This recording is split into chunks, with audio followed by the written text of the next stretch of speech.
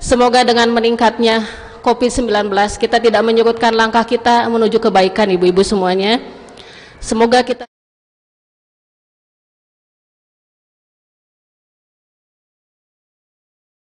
Alhamdulillahillazi arsala rasulahu wa dinil haq liyuthirahu wa kafa billahi sahida. Asyhadu alla ilaha illallah wa asyhadu anna Muhammadan abduhu wa rasuluh. Pertama yang utama, kita ucapkan puji syukur pada Allah Subhanahu wa taala yang mana pada hari ini kita bisa berkumpul kembali di tempat yang penuh dengan rahmat dan kasih sayang Allah, di tempat yang penuh dengan mubarakah ini. Salawat dan salam tetap terlimpah curah kepada Nabi Muhammad Shallallahu Alaihi Wasallam, kepada para sahabatnya, tabiin dan kita umatnya sampai akhir zaman. Baiklah ibu-ibu, sebelum kita mulai acara ini, kita membacakan basmalah bersama-sama. Bismillahirrahmanirrahim. Adapun tema yang akan kita dengarkan hari ini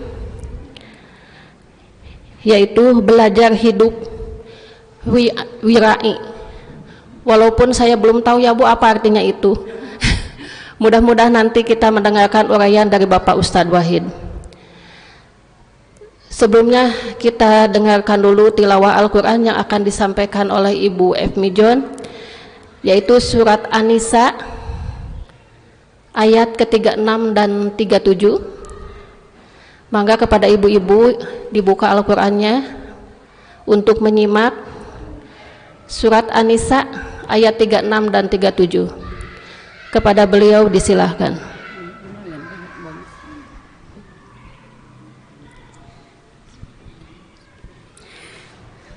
Assalamualaikum warahmatullahi wabarakatuh.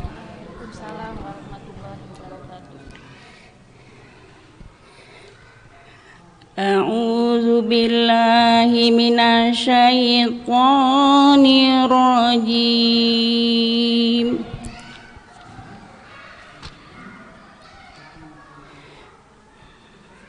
Bismillahirrahmanirrahim.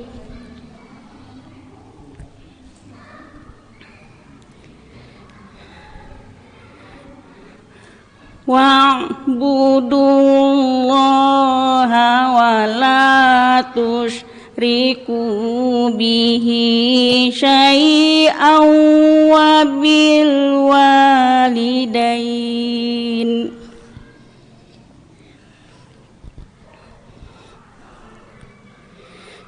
wa bil walidain ihsanan wa bizil qurba wal yatama wal masakin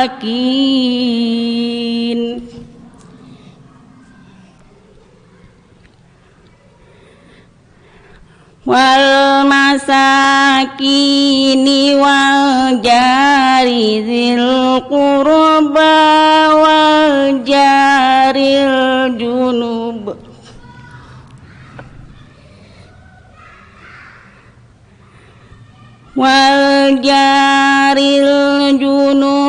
wassahibil bil jambi wa benis sabili wa ma malakat aimanukum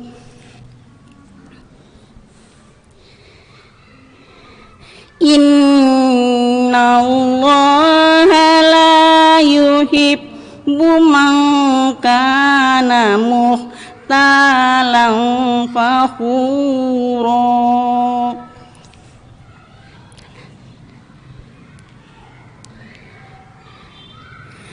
Alladzina yabkhaluna wa ya'muruna an-nasa bil bukhli wa yaktumuna ma atahum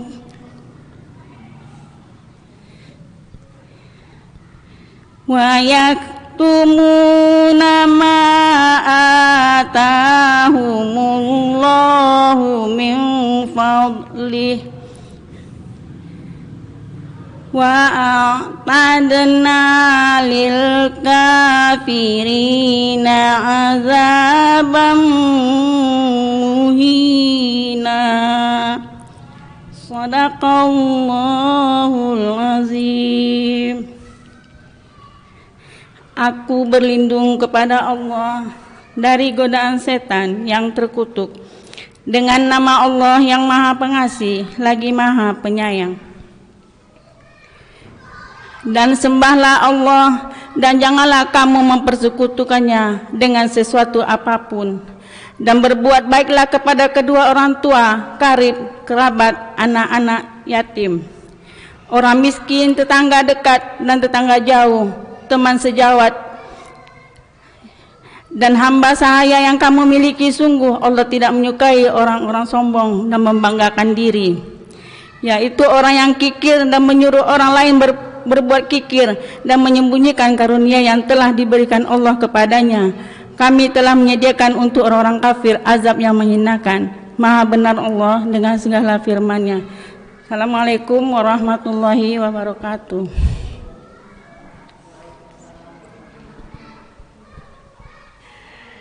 Jazakallahu khairan katsiran kepada Ibu Hajah Epmijon yang telah membacakan tilawah Al-Quran. Semoga kita semuanya selalu dalam limpahan dan kasih sayang rahmat Allah Subhanahu wa Ta'ala. Baiklah ibu-ibu semuanya, kita mendengarkan penjelasan atau tausiah dari Bapak Ustadz Wahid. Kepada beliau disilahkan.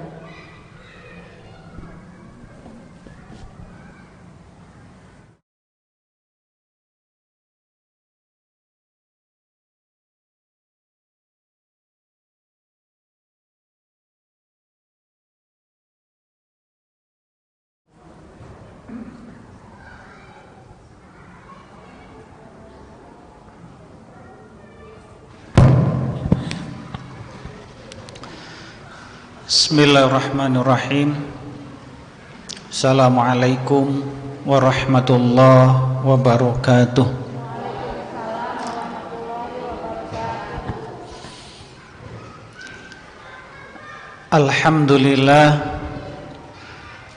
Alhamdulillahi rabbil alamin, allazi arsala rasulahu bil huda wa dinil haqq liyudhhirahu ala dini kulli wa kafa billahi syahida.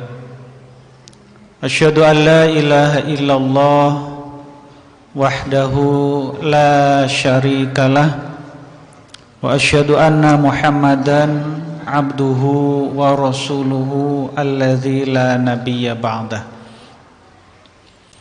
Allahumma shalli ala sayyidina Muhammad wa ala ali sayyidina Muhammad kama shallaita ala ali Ibrahim wa barik ala ali sayyidina Muhammad fil alamina innaka Hamidum Majid.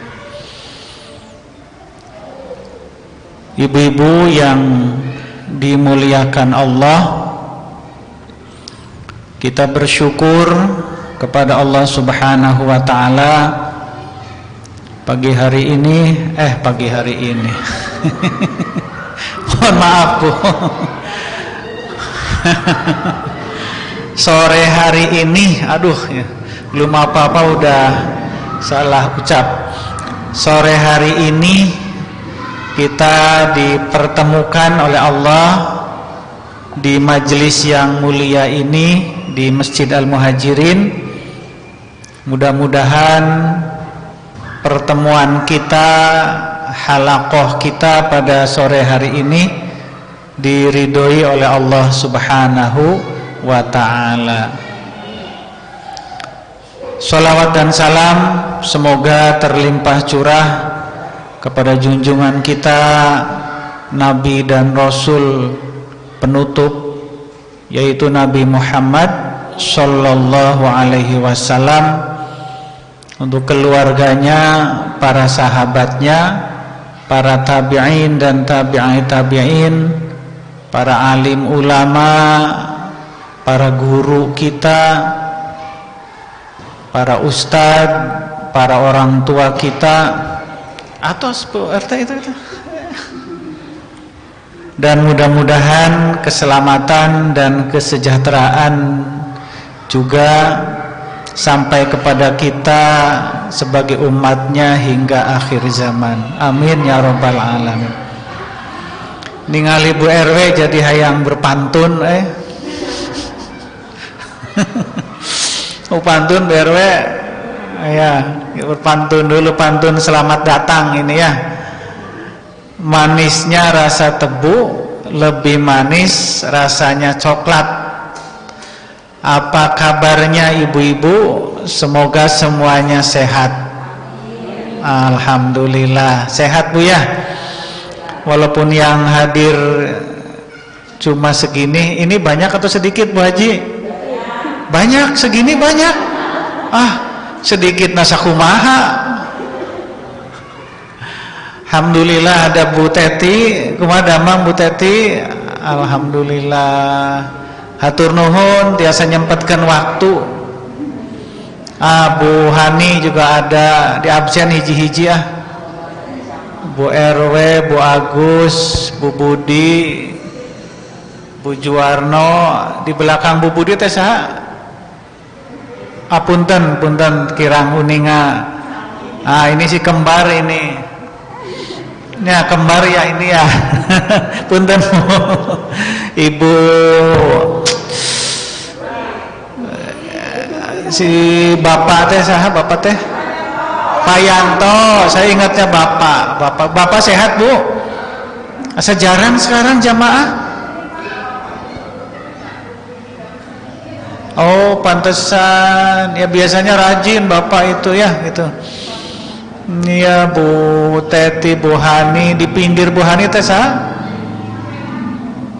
Bu Mela. Oh Bu Toto. Oh iya. Ini Ibu Sari, Ibu Sari. Kemudian Ibu, aduh lupa lagi, tahu tapi lupa gitu. Iya. Ibu di belakangnya ada Ibu Arif, Ibu Arif. Yang ini yang duduk ini siapa ini? Siapa ini? Ini khusus, ini mah khusus ya. Bu RT, Bu Haji Fmi. Ya alhamdulillah Ibu, kita bisa bersilaturahmi, bisa berkumpul sambil Ibu meninggalkan suasana rutinitas di rumah Bu ya. Rata-rata ibu-ibu kan rutinitas di rumahnya kan dari pagi suaminya belum bangun kan ibu udah bangun duluan, terus nguplak di dapur bla bla bla bla bla. Malam suaminya udah tidur, ibu baru tidur. Nah kan gitu ya, rutinitas seperti itu. Tetapi dengan kehadiran semua di masjid ini, di pengajian ini, mudah-mudahan bisa merefresh ya. Refreshnya tidak perlu modal.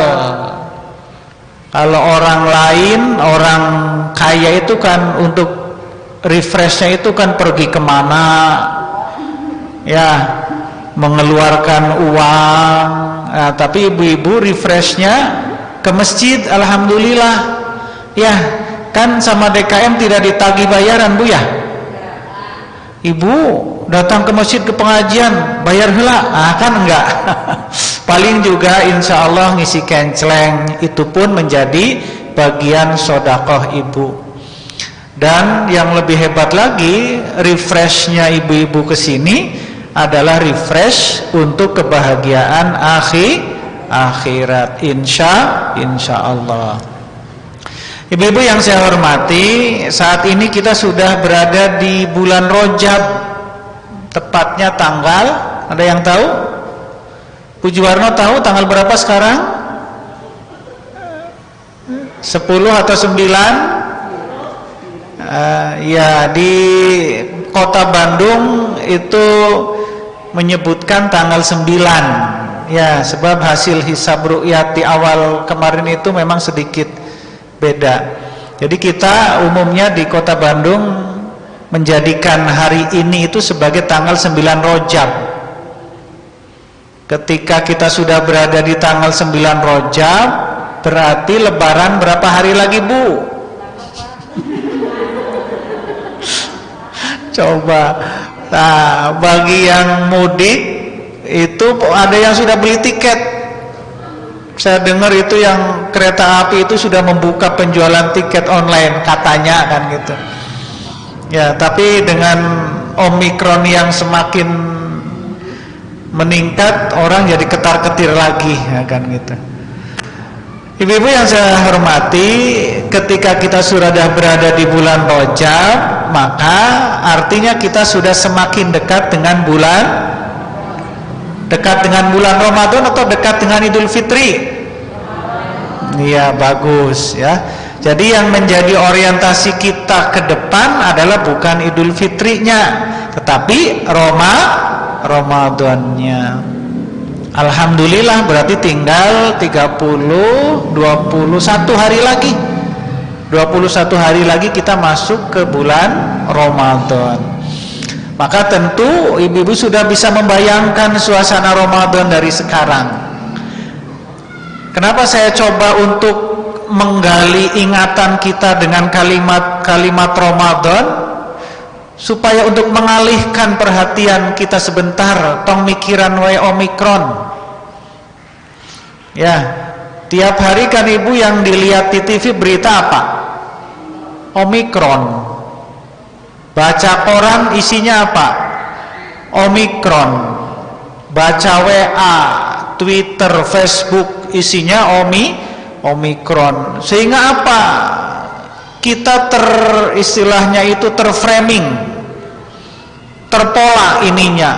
Semakin kita terpola ininya tentang COVID, tentang Omikron, maka rasa takut kita semakin tinggi. Maka kita coba polanya kita rubah. Berita-berita tentang itu lewat aja. Bukan berarti kita tidak update ya, kita tetap update.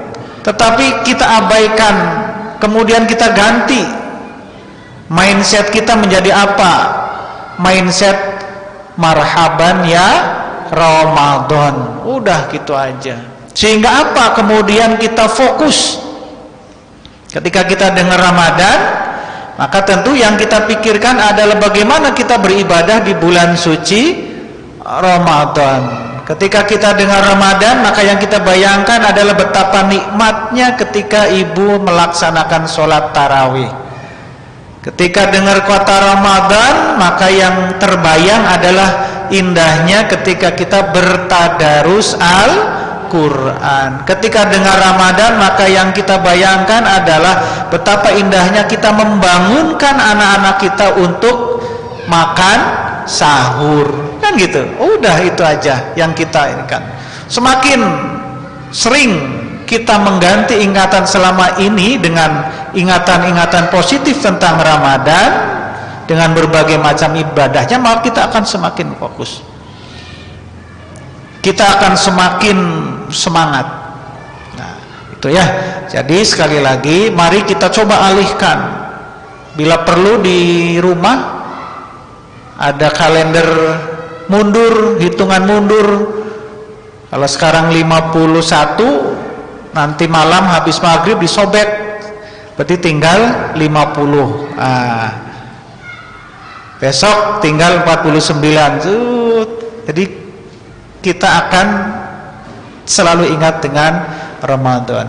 Kemudian yang kedua, ibu-ibu yang saya hormati, maka tentu kita belum masuk ke topik ya Bu ya. Kita belum masuk ke topik. Kemudian yang kedua, semakin kita sering mengingat, menyebut, maka kita secara langsung ataupun tidak langsung akan terpola untuk melakukan latihan-latihan ibadah. Gitu. Kita akan terbiasa dari sekarang untuk melakukan amalan-amalan sebagaimana amalan di bulan suci Ramadan, walaupun dalam bentuk yang mini. Sholat malamnya mulai, puasa sunnahnya mulai, tadarus Al-Qur'annya mulai. Alhamdulillah di kita program tahajud dan tadarus tiap hari Jumat subuh itu masih berjalan. Maka kita tambah, jangan satu juznya jangan cuma hari Jumat saja, kan gitu. Tambahin, misalnya kalau misalnya sudah satu hari satu juz, alhamdulillah. Kalau belum ya tambahin, hari Jumat bisa khotam satu juz, hari Ahadnya, hari Selasanya dan sebagainya. Artinya sudah semakin melatih kita. Infak sodakohnya kita tambahkan. Jadi ibarat seorang atlet akan melakukan pertandingan, maka dia pemanasan dulu. Ya, dia latihan dulu. Wah, misalnya Bu Juwarno atlet voli, Gria Mitra, maka baiknya itu sebelum main itu adalah pemanasan, stretching, meregangkan tangan, kaki, kepala dan lain sebagainya. Kenapa? Jika begitu datang langsung main, bisa cedera. Ya, bisa cedera. Ya. Apapun olahraganya maka itu butuh pemanasan. Logikanya seperti itu, pemanasan. Bulan Rajab dan bulan Syaban anggap itu sebagai bulan pemanasan. Nah itu ya ibu-ibu ya, udah siap ya menghadapi Ramadan?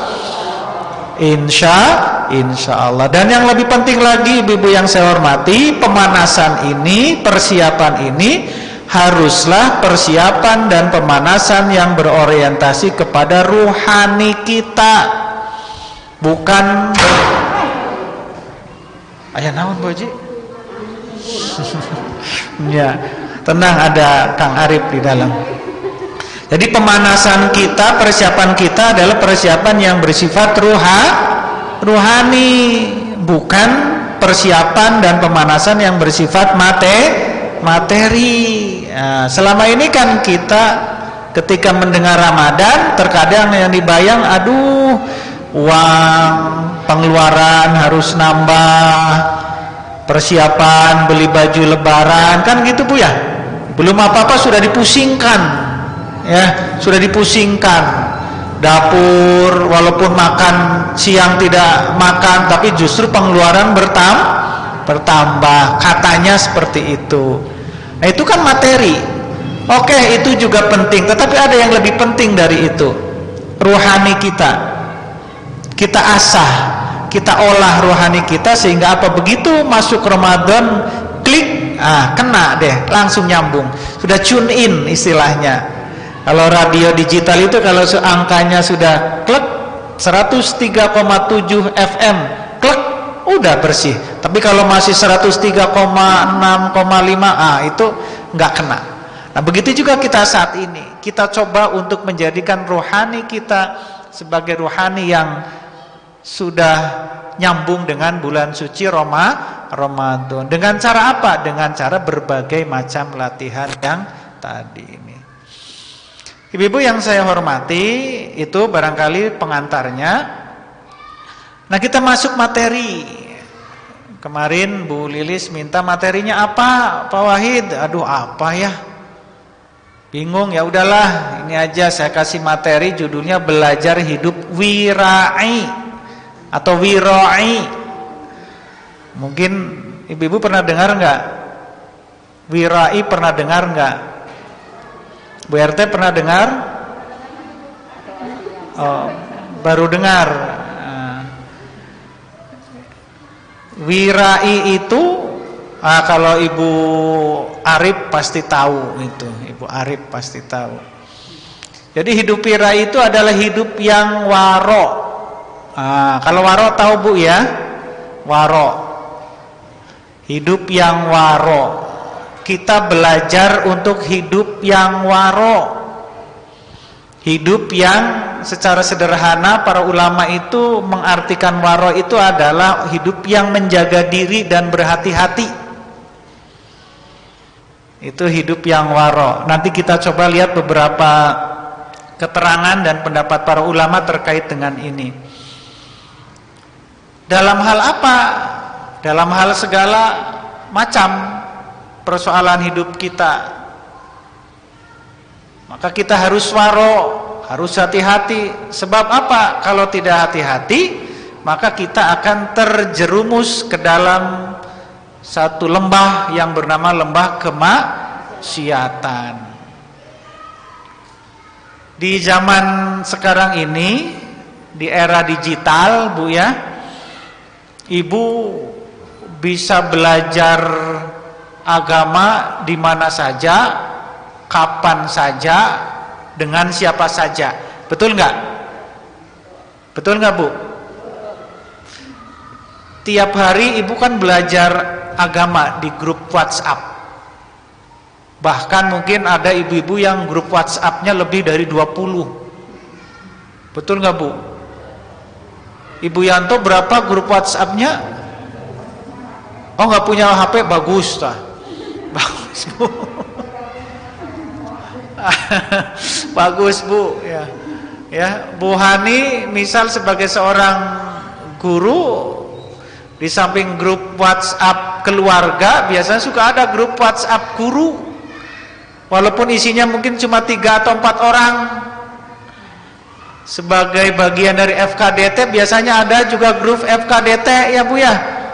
Hampir semua kita itu punya grup WhatsApp yang banyak. Ada yang 20 bahkan mungkin lebih. Di Al-Muhajirin saja kalau kita hitung macam-macam. Ada grup tahajud, ada grup kalam, ada grup tadarus, riyadhah, yang pengurusnya ada grup pengurus. Apalagi? Wah, pokoknya banyak. Di RT ada grup RT, ada grup arisannya khusus. Mungkin ada grup pengurus RT-nya. Di RW juga sama kayak gitu. Artinya kesimpulannya adalah kita sekarang ini berada dalam dunia digital yang sangat-sangat luar biasa. Itu baru WhatsApp. Saya yakin rata-rata ibu memainkan media sosial lebih dari 1. Betul nggak? Yakin saya, ya. Bu Teti mungkin Instagram, WhatsApp, Facebook, Twitter. Oh, Twitter nggak main. Apalagi sih? Apalagi? IG, TikTok, TikTok, kemudian pokoknya banyak lah, pokoknya banyak yang saya kurang paham tentang itu. Maka kemudian dari media sosial itu kita mendapatkan berbagai macam informasi, berbagai macam ilmu. Kalau dulu kita belajar ngaji seperti ini, kalau siklusnya adalah mingguan, maka setiap seminggu sekali kita bisa mendapatkan pengajian. Tetapi dengan media sosial, maka kemudian setiap saat kita belum paham ini datang yang lain, informasi lain, teori baru, terus kita dibanjiri. Ya, kan gitu. Ibarat kemarin itu ada bencana, itu ibarat banjir bandang yang kita tidak mampu untuk membendung itu. Sehingga apa? Kita kewalahan, kita kebingungan untuk menyaring informasi-informasi yang kita terima tersebut. Sementara kita tidak memiliki kapasitas untuk menyaring informasi, berita, pengetahuan dan ilmu yang kita terima itu. Sehingga apa yang terjadi? Maka muncullah berbagai macam hoax. Kan gitu ya? Logikanya kan seperti itu. Berbagai macam hoax. Masuk nih postingan di grup WA kita tentang sesuatu yang kita tidak paham tentang itu. Apa yang kita lakukan? Panjang banget isinya. Apakah kita baca semuanya? Baca nggak, Bu? Kalau misalnya artikel sampai di bawahnya selengkapnya, klik. Masih ada di bawahnya selengkapnya, klik. Jarang sekali yang kita dengan penuh kesabaran membaca itu. Tetapi di tengah ketidaksabaran kita untuk membaca itu, yang kita baca hanya judulnya saja, kemudian tangan kita tidak bisa menahan untuk share kepada orang lain. Betul nggak? Benar nggak? Kan gitu. Artinya kita men-share, kita membagi informasi, berita yang kita tidak paham dan tidak punya kapasitas tentang informasi itu. Disitulah mulai munculnya hoax.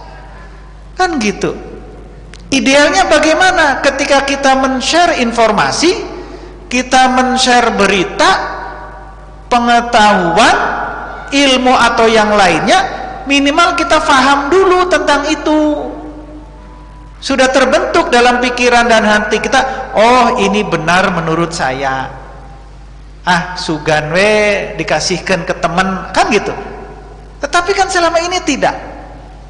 Bahkan terkait dengan hal-hal yang prinsip pun, sekali lagi tangan kita, jempol kita, jemari kita tidak kuat menahan diri untuk tidak share informasi tersebut. Selama ini kan seperti itu. Kita seperti itu, orang lain seperti itu, maka kemudian berseliweran. Ibarat tadi air, banjir bandang. Kita tidak memiliki kemampuan untuk menyaring. Maka kemudian kita terjebak dalam berita-berita, informasi-informasi yang seolah-olah itu adalah sebuah kebenaran, padahal belum tentu. Kan gitu. Maka yang pertama ingin saya katakan adalah bentuk kehati-hatian kita dalam era digital saat ini adalah terkait dengan informasi. Ayo kita hati-hati, Bu.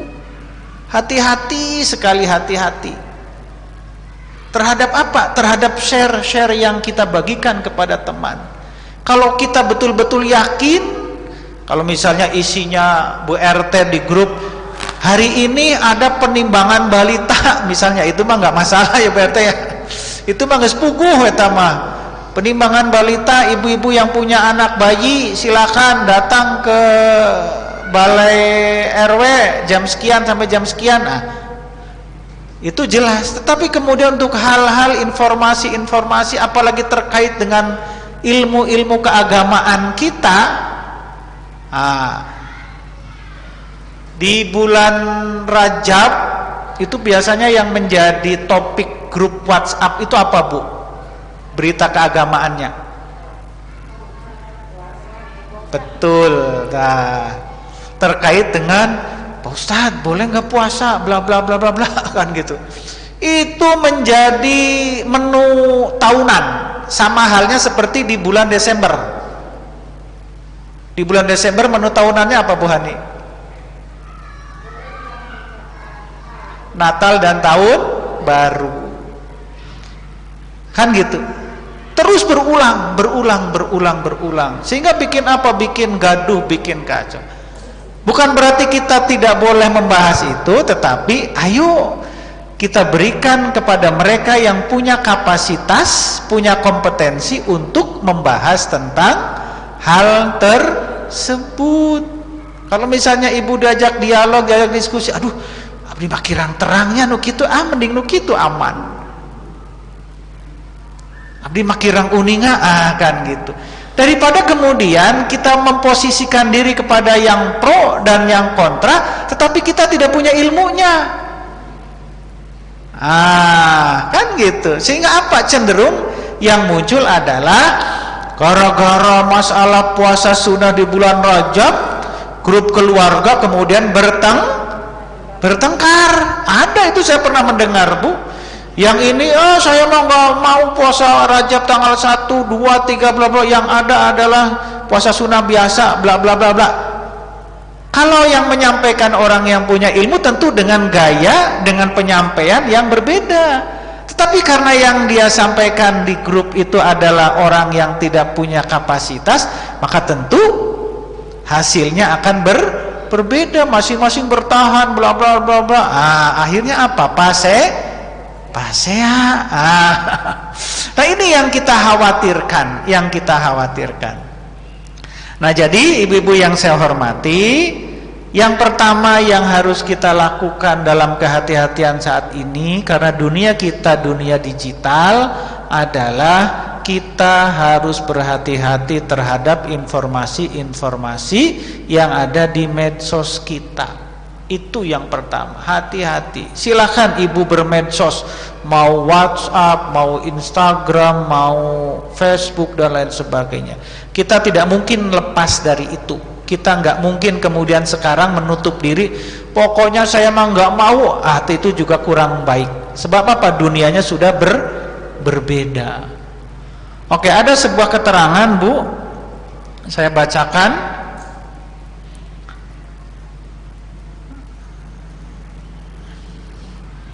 Ada pendapat seorang ulama yang bernama Ibrahim bin Adham, ini seorang ulama sufi besar, itu mengatakan begini, waro ya, waro adalah ia meninggalkan setiap perkara yang syubhat, masih samar.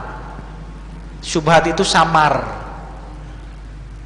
Waro adalah ia meninggalkan perkara yang syubhat, termasuk pula meninggalkan hal-hal yang tidak bermanfaat untukmu. Yang dimaksud adalah meninggalkan perkara mubah yang berlebihan. Ini pendapat ulama ya, bukan hadis. Ada satu pelajaran dari pendapat ini, bahwa poin dari menurut Ibrahim bin Adham adalah yang namanya waro adalah meninggalkan perbuatan yang syubhat. Syubhat itu artinya samar-samar. Di sebuah keterangan menyatakan al-haramu bayyinun, al-halalu bayyinun, wal-haramu bayyinun, wa bainahuma mutasyabihat. Yang haram itu jelas, yang halal itu jelas, dan di antara keduanya maka itu adalah yang syubhat, samar-samar. Kalau ibu diperlihatkan nasi, ketika ditanya ini halal haram, nasi halal. Ketika diperlihatkan daging babi, ini halal haram. Ini fisiknya ya kan gitu. Tetapi kemudian ketika jangan nasi lah, yang digoreng teh apa contohnya? Bala-bala misalnya ya. Nah, tapi bala-balanya ada di Cina. Misalnya, kalau bala-bala di kita mah halal, Bu ya. Bala-balanya ada di Cina. Maka kemudian ibu kan meragukan. Iya ngagorengna pakai minyak naon? Pakai bimoli atau minyak apa? Kan gitu. Itu artinya ada keraguan dalam diri kita. Ada syubhat. Walaupun bisa jadi di sana juga digorengnya pakai minyak yang halal. Maka orang yang waro adalah ditinggalkan itu. Ya, ibu-ibu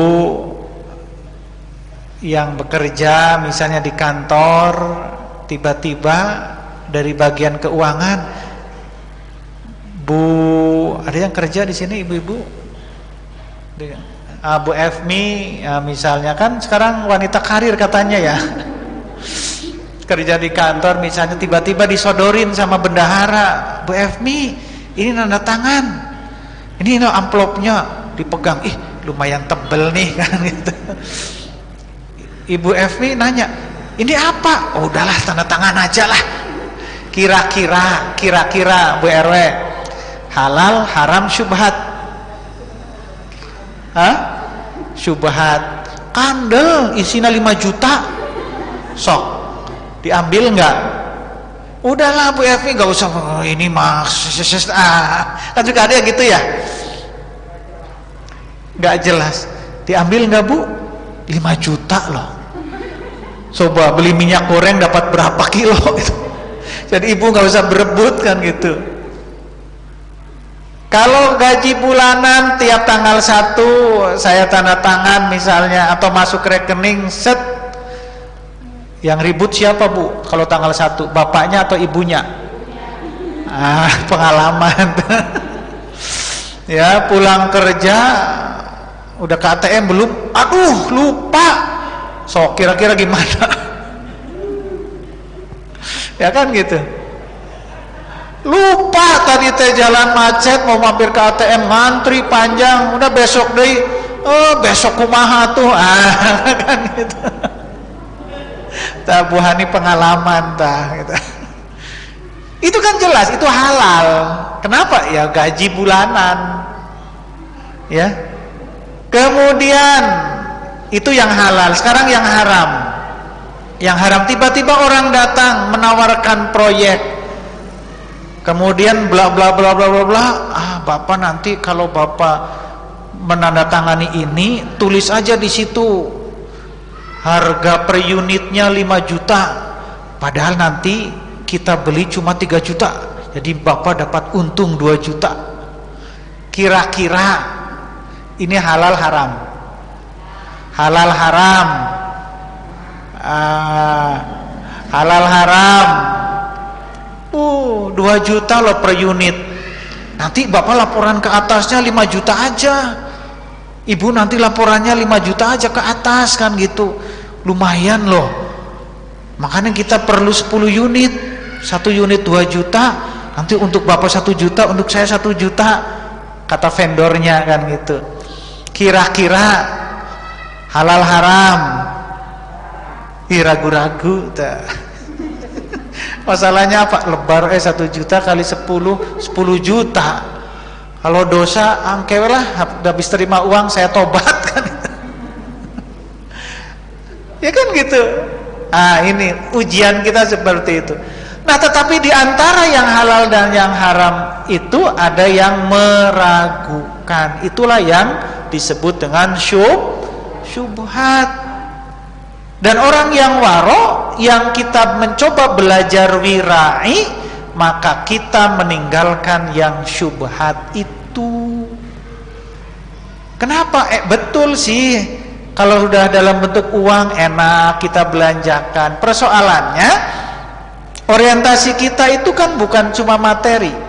Orientasi orang yang beriman itu apa? Adalah keberkahan. Duit banyak tapi berkah, sok Bu.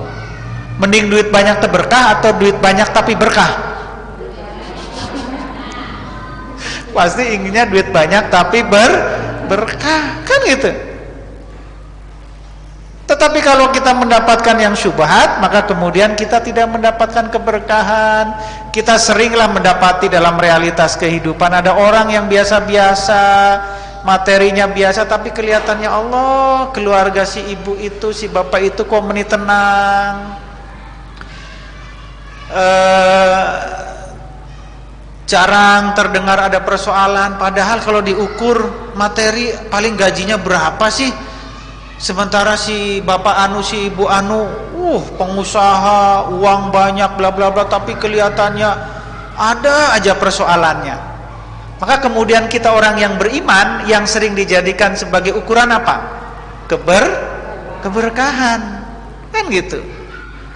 Maka berkah itu kata para ulama disebut dengan ziyadatul khair. Jadi keberkahan itu adalah bukan jumlah yang banyak, tetapi bertambahnya kebaikan. Ada orang yang gajinya gede, penghasilannya banyak, uangnya banyak, tapi anak-anaknya kuliah enggak, SMA juga hampir-hampiran. Tapi ada orang yang biasa-biasa, ya, ibaratnya kata orang Sunda teh koreh-koreh cok. Ada ya istilah gitu Bu Hani ya? Koreh-koreh cok, ada istilah gitu ya? Artinya ya harian cari uangnya. Tetapi kemudian kok bisa nyekolahin anaknya pada kuliah, balalager, paralinter, kan gitu. Maka kemudian yang menjadi ukuran bagi kita, insya Allah keluarga itu adalah rizkinya yang berkah. Kenapa keberkahan ia dapat? Karena rizki yang ia makan adalah rizki yang halal, kan begitu. Nah ini yang pertama. Jadi menurut Ibrahim bin Adham, yang namanya waro itu adalah ia meninggalkan yang syubhat. Kita lihat. Saya ambil teori yang lain, pendapatnya Imam Ghazali. Nih, saya ambil. Nah, kalau ini sistematis nih. Menurut Ghazali, waro itu terbagi menjadi 4. Yang pertama adalah waroknya orang awam. Orang awam, ya kita ini orang awam Bu ya. Orang yang biasa-biasa, ilmu enggak, kesolehan juga biasa-biasa. Ya kita orang awam ini. Apa waro tipe yang pertama orang awam ini adalah meninggalkan perbuatan yang haram. Ini adalah tipe atau jenis yang paling rendah. Meninggalkan atau menghindari perbuatan yang maksiat. Meninggalkan zina, itu kan haram, jelas. Keharamannya jelas, kemaksiatannya jelas. Tidak mau menyakiti orang lain, kan gitu. Kenapa? Sebab sudah jelas menyakiti orang lain itu haram. Ya, korupsi itu haram, itu maksiat, akan gitu. Nah ini level yang paling rendah. Nanti kita bisa jadikan sebagai cermin Bu ya. Kemudian yang kedua, waro yang kedua adalah waro untuk orang yang solih. Nah ini adalah yang tadi sama seperti yang disampaikan oleh Ibrahim bin Adham. Waroknya orang solih adalah orang yang menghindari perbuatan atau hal-hal yang bersifat syubhat. Tadi uang yang tidak jelas sumbernya dari mana, tidak jelas halalnya dan tidak jelas haramnya, gitu. Itu namanya syubhat. Itu kita hindari. Dalam kehidupan kita itu kan banyak. Ya, dalam kehidupan kita banyak, terutama bagi kita bapak dan ibu yang dia bekerja, mengurus anggaran dan lain sebagainya. Itu kan kejadian-kejadian di TV, para pejabat yang ditewak, yang ditangkap, ya. Ada yang memang betul-betul, ada yang ikut-ikutan. Nah, ikut-ikutan karena ketidaktahuan inilah barangkali yang tipe orang yang kedua ini. Jadi yang kedua adalah waroknya orang yang soleh. Dia menghindari perbuatan yang syubhat. Cik Bu Yanto, apa kira-kira perbuatan yang syubhat selain yang tadi saya contohkan? Yang sederhana aja, sederhana, nggak usah yang gede-gede, tinggi-tinggi kan. Iya, yang meragukan kehalalan dan keharamannya. Contoh konkret dalam kehidupan sehari-hari kita. Kenapa? Nemu uang? Oh, buah. Oh. Oh iya. Oh iya, betul. Ada rumah kosong, ada buahnya. Kemudian buahnya jatuh atau diala aku buah nih. Buahnya jatuh. Ah, itu kan kehalalannya dan keharamannya kan meragukan. Nah, kalau kayak gitu kumaha Bu RW?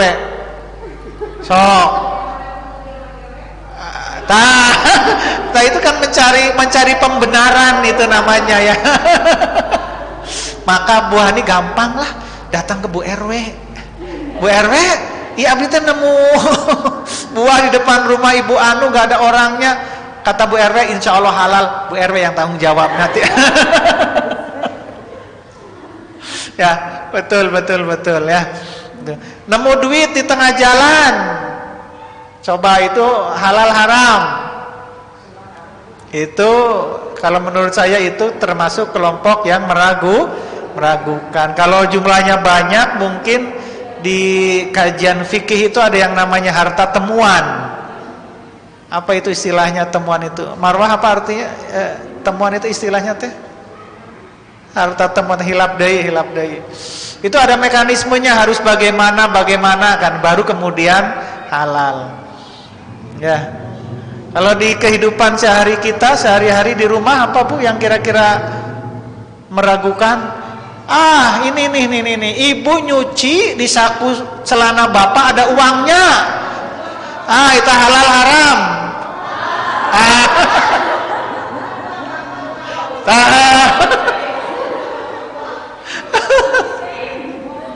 Uang suami, uang istri,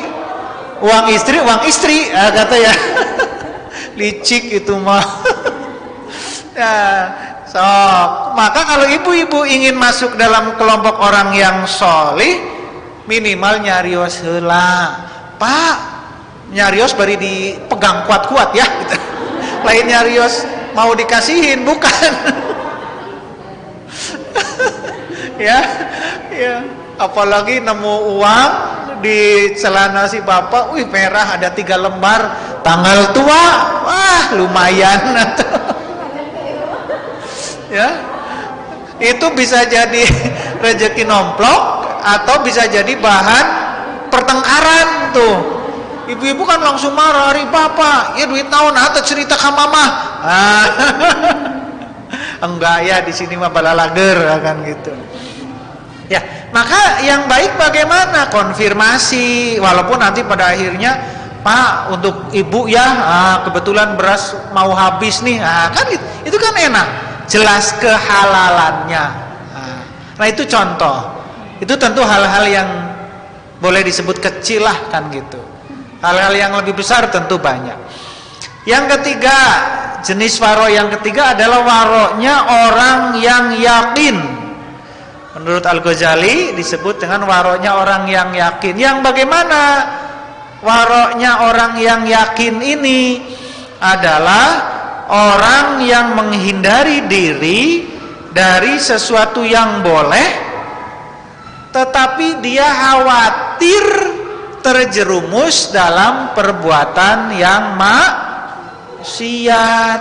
Nah, itu waronya orang yang yakin. Makin kesini makin susah. Makin kesini makin susah. Kalau yang pertama tadi menghindari perbuatan maksiat, bolehlah, itulah gampang. Sebab apa? Jelas. Masa sih ibu-ibu mau melakukan kemaksiatan? Kan gitu. Maunya jamaah Majlis Ta'lim Al-Muhajirin, kan gitu. Makin kesini kemudian syubhat, mulai itu rada berat. Kayak tadi contohnya. Makin kesini semakin berat.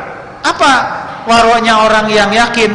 Adalah menghindarkan diri dari sesuatu yang boleh sebenarnya perbuatan itu, tetapi dikhawatirkan jika ini dilakukan maka dia akan terjerumus kepada kemaksiatan. Makin susah makin gampang ini kira-kira.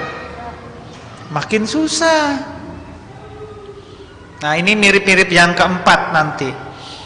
Saya ambil contoh, Bu.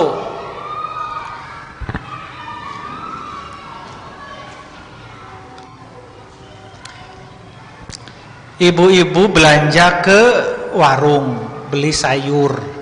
Kan biasanya rata-rata yang belanja sayur kan ibu-ibu.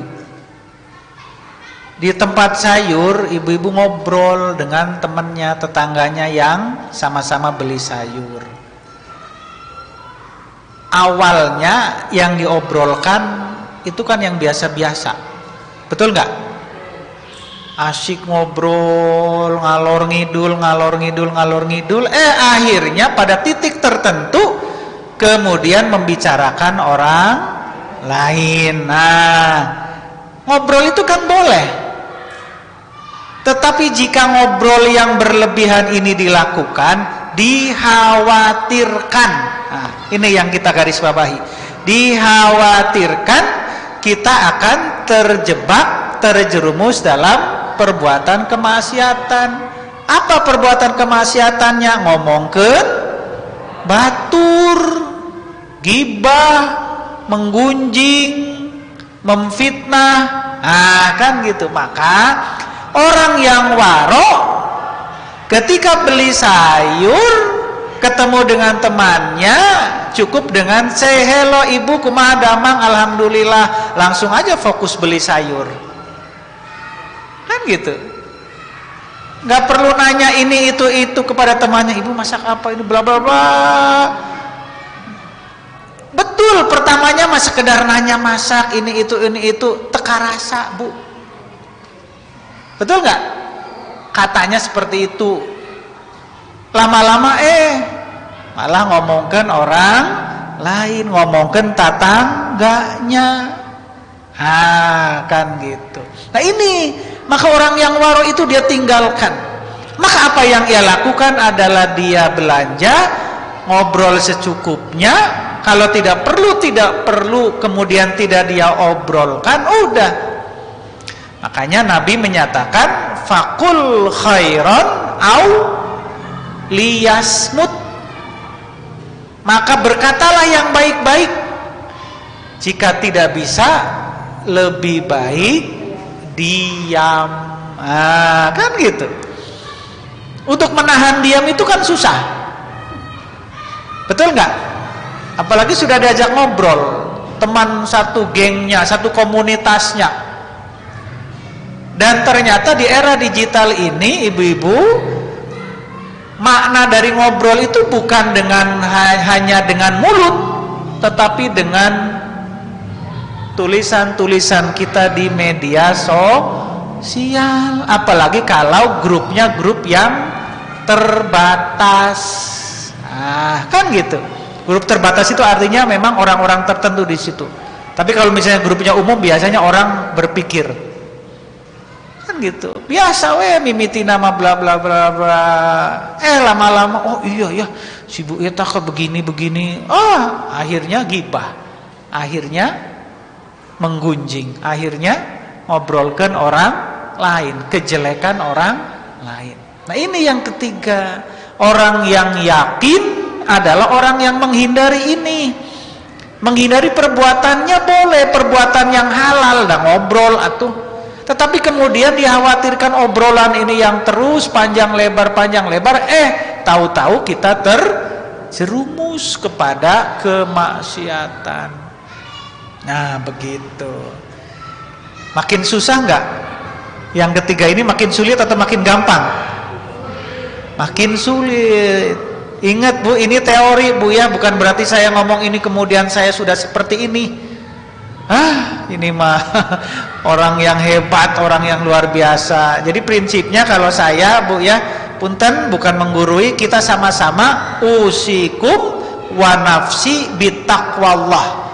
Jadi hakikatnya tausiat, nasihat yang saya sampaikan adalah usikum wa nafsi, untuk ibu-ibu dan untuk diri sendiri. Ya, jadi ini sesungguhnya saya sedang menasihati diri saya sendiri.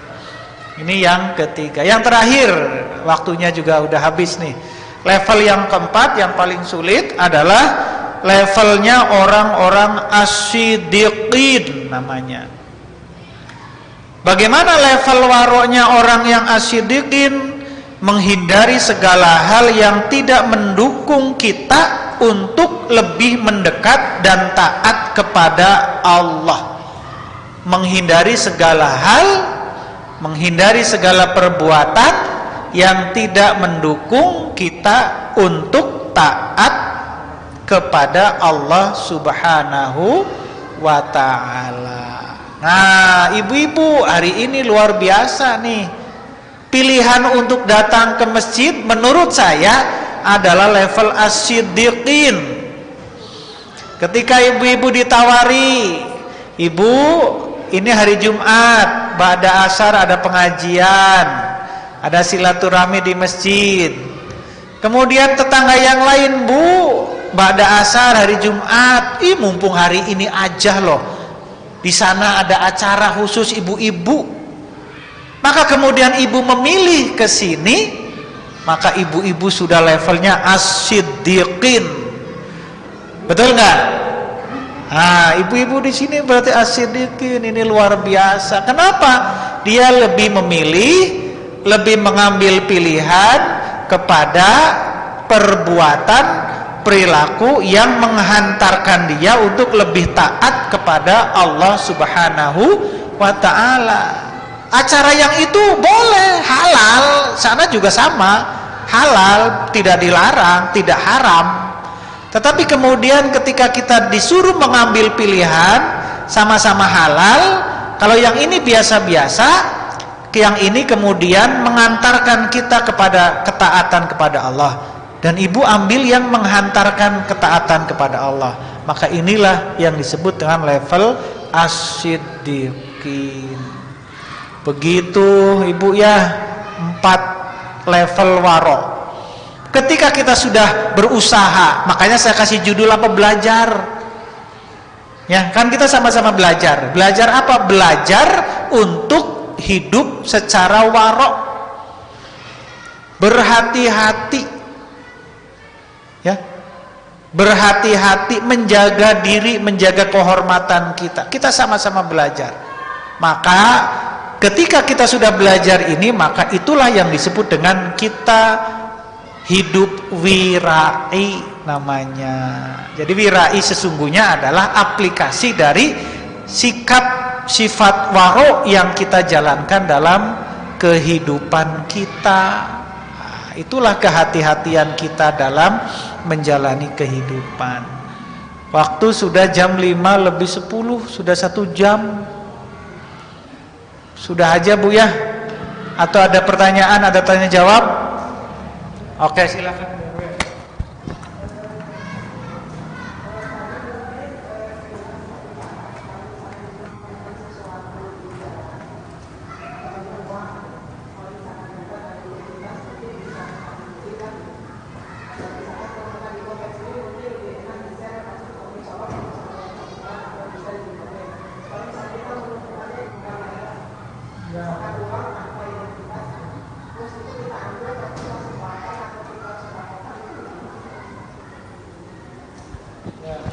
Kita nemu di jalan di sana, misalnya bukan di komplek ya, tidak ada KTP, tidak ada apa, aduh, bukan yang lumayan nih, ada 2,5 juta misalnya, ibu-ibu kemudian lagi nggak punya uang lagi kitanya, itu kan konflik tuh, dalam batin kita konflik, aduh, lebar, 2,5 juta misalnya.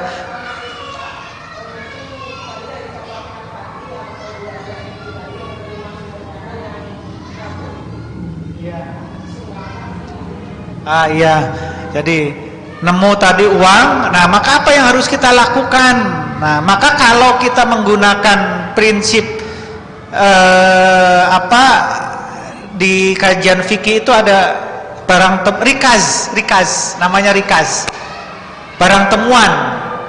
Di barang temuan itu adalah sesuatu yang harus dizakati, dan itu besar zakatnya, lumayan 20%. Maka kalau kita kelompokkan ke dalam kelompok barang temuan itu, yang kita tidak mungkin atau tidak mampu untuk mengembalikan kepada siapa, maka pilihan yang pertama adalah ibu berikan kepada lembaga yang memang bergerak dalam bidang sosial, ya, kasihin ke panti yatim atau disumbangkan ke DKM dan sebagainya yang bergerak dalam bidang sosial.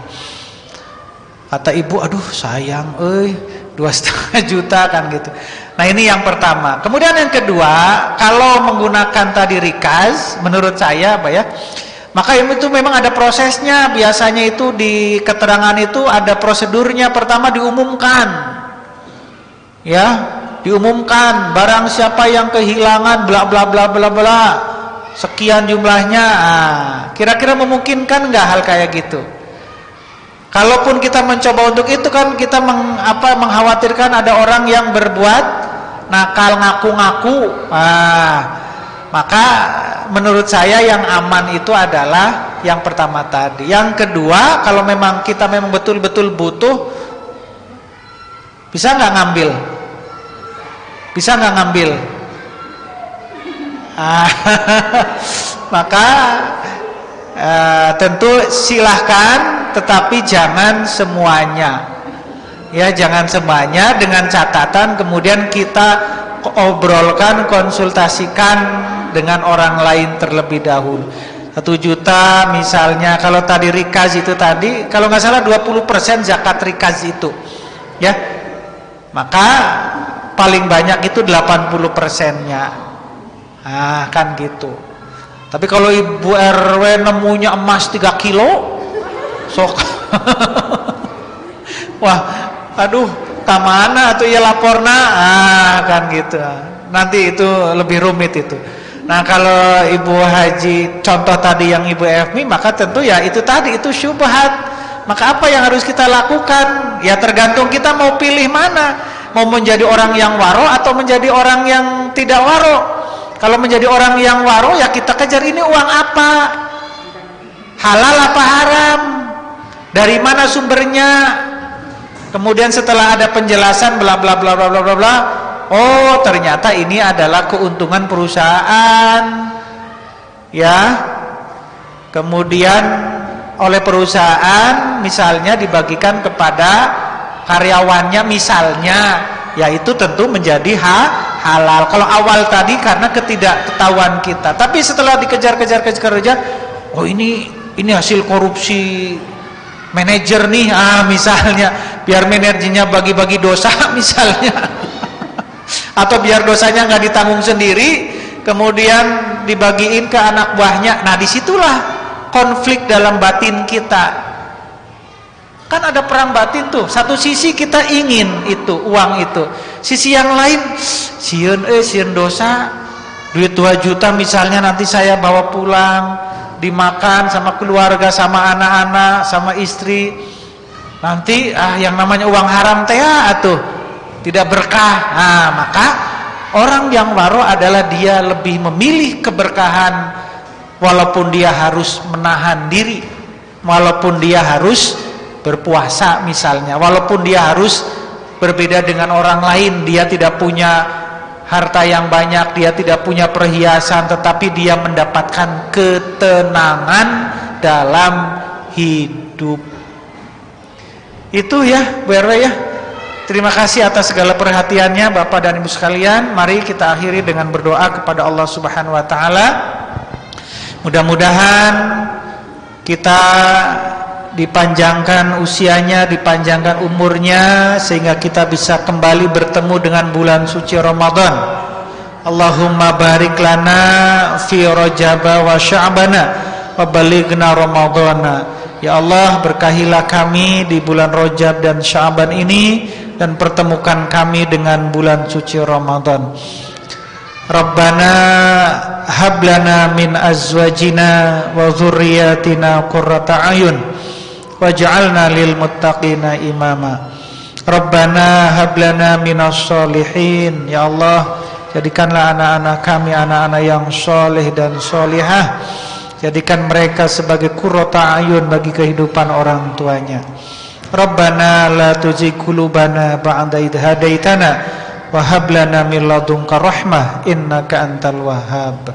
Rabbana atina fid dunya hasanah wa fil akhirati hasanah wa qina adzabannar walhamdulillahi rabbil alamin. Al-Fatihah. A'udzu billahi minasyaitonir rajim. Bismillahirrahmanirrahim. Alhamdulillahi rabbil alamin arrahmanir rahim maliki yaumiddin. Iyyaka na'budu wa iyyaka nasta'in ihdinas siratal mustaqim siratal ladzina an'amta 'alaihim ghairil maghdubi 'alaihim waladdallin. Amin. Budian kesuka asih. Cukup sekian, terima kasih. Assalamualaikum warahmatullahi wabarakatuh.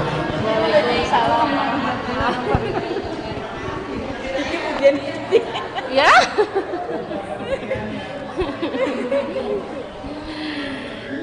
Jazakallah kepada Bapak Ustadz Wahid yang telah menyampaikan tausiahnya. Mudah-mudahan apa yang telah disampaikan menjadi pengingat dan tambahan ilmu bagi kita semuanya. Tentu kita pun bisa mengamalkan dalam